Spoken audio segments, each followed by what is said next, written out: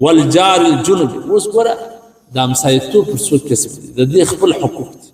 اول هغه همسایه چې هم مسلمان هم ستا قریب وي، دا مثلا هغه لوړه درجه ده. دویم هغه همسایه چې مسلمان، او دریم هغه چې مسلمان نه دی کافر دی خو ستا همسایه.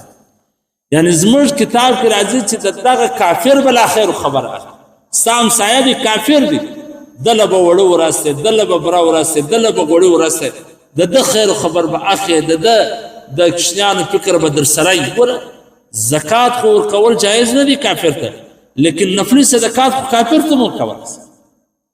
یعنی چې د کافر سره، د کافرانو د غریبانو سره، د کافرانو د مسکینانو سره کومک وکړي، پر دې مالاتات سره همسایه دي. د همسایه حق شته، هغه د انسانیت حق شته.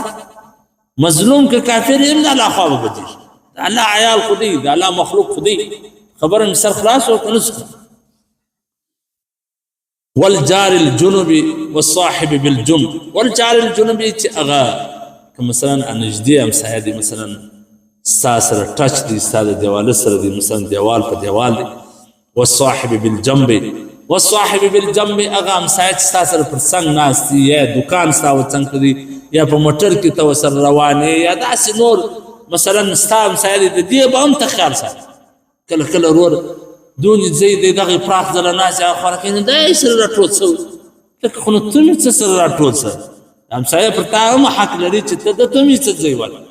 نبي علیه صلات وسلام فرمایي چې وایي څوک راننوتې ستا دپاره د ځای ښورېدل د دغه راکړلي سړي حق دی چې ته باید په حدیث شریف راځي چې ته باید څه سره وښورې.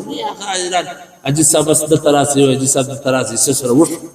نو هغې باز دغه ناستې پراخ یو سره ښورېم